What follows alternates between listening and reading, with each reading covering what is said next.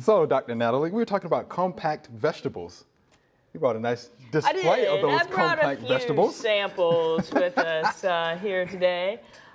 We give a lot of face time for tomatoes and peppers. There are a lot of great options in compact tomatoes and peppers these days.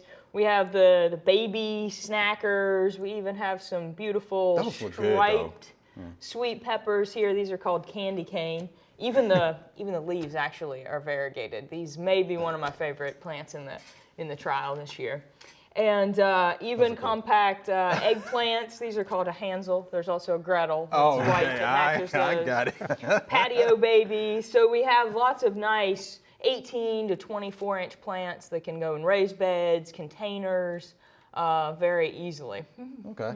Now, can we talk a little bit more about those tomatoes that you grew? Let's talk about those little tomatoes. Let's do that. So we really have some really cool options in the ranges of small fruited tomatoes. There are very compact 12, 18 inch plants. Right. I think we have a good picture of one that's called Little Bing. It's a determinant tomato that fruits heavily. It can bear really well for a short period of time. We also, if you're looking for a little bit larger fruit and a little bit larger plant, homeslice is also a nice compact plant. And then there are even some dwarf indeterminate tomatoes, right? Are you getting this, Mr. D? Yeah. Dwarf got you. Indeterminate. How about that? Keeps on growing. Yeah, and keeps on. It's still little, but it gets bigger. Right. So these leaves are just really close together. Okay. And so we have some of those. Now these are not going to produce the fruit that you would expect out of a Brandywine or one of our 8-foot tall indeterminants, but they can produce over a longer period of time, produce nice beefsteak-looking fruit and perform well in a container.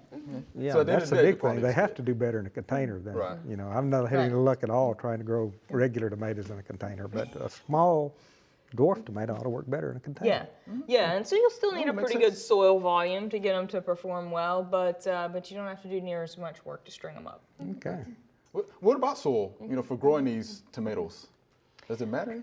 For the most part, my trials are actually in soil, so they can perform well in high-quality garden soil. But most of the time in containers, we'll think of a well-drained organic mix, a pro mix mixed with some compost or a little bit of, pine bark chips and things like that to get a little bit larger particle size. Sure. Pro mix peak can compact over the course of a season if you have it in a large container. Oh, good stuff. Now, what about the peppers? Let's talk about the peppers. Yeah. So the peppers, I already mentioned a little bit about candy cane, variegated fruit and leaves. That'll be available in the market next year. And then we have some of the baby bells. So this is called Eros. And then some of the other cool options that we have on the market are combination plants that are both ornamental and edible. And so these are called pretty and sweet. So you can see, a nice, compact, bright, small pepper, but they're also on a plant that has variegated color fruit, a nice compact plant that could be great in a container. And we also have some hot peppers called Black Hawk, Black Pearl, that produce really small hot fruit with dark leaf. So there are a lot of options, not just for the back porch, for the front porch too. Right. Yeah. Oh, that's pretty good. Now you have some eggplant? Yeah. These are Hansel, and they're paired with Gretel. These are about a 2-foot tall plant that produce these nice small fruit. Patio baby is another example of an eggplant. I think we have a picture of it that has a really small egg-shaped fruit, 2 or 3 inches, and it's ready for harvest. So these are very productive over the course of a season, but very compact and good for containers. Wow. So folks are going to really enjoy growing these plants, right? You can get a pretty good selection for your kitchen right there on the back porch. Right. Now, when are all these going to be available, though, for folks to actually start planting and growing? So candy cane is an example of one that'll be on the market, but Patio Baby actually won the All-American selections in 2015, so it's available on the market now. Pretty and Sweet's a recent All-American selections winner. So most of these, the Little Bing, the Homeslice, most of those are are on the market now. So folks can order the seeds. You may not be able to find them in a garden center. This may be a thing where you want to start your own transplants. Okay.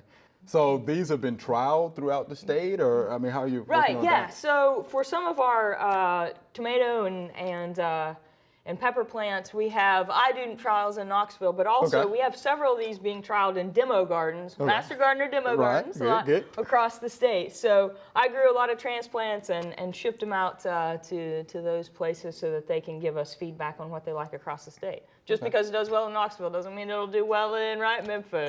Exactly right. Yeah, Nashville. Mr. D knows about the different zones that we have here. That's right.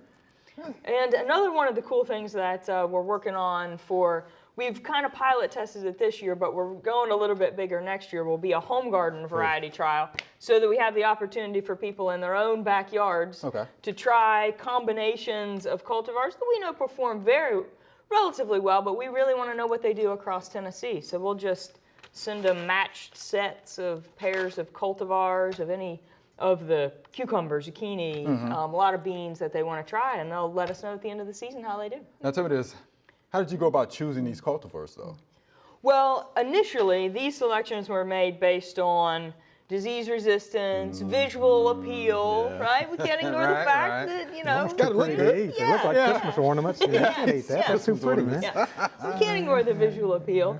And how well they fit into spaces, So we're thinking about, do these work for raised beds, or are these better for a gardener that has a larger home garden plot? So those are the kinds of feedback that we're asking from folks. What do they look like? What do they taste like? How early did they fruit? And general aspects on yield. We're not asking everybody to send us back data sheets. Right.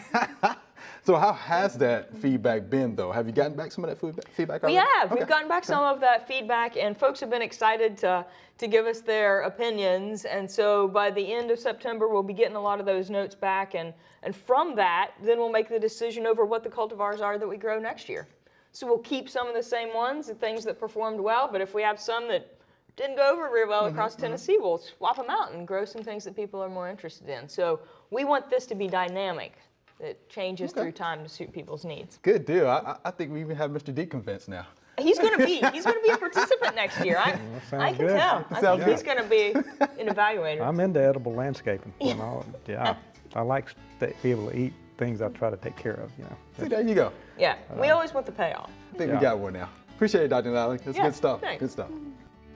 Thanks for watching the video. I hope you enjoyed it. To find out more information on this topic, just click on the familyplotgarden.com link in the description.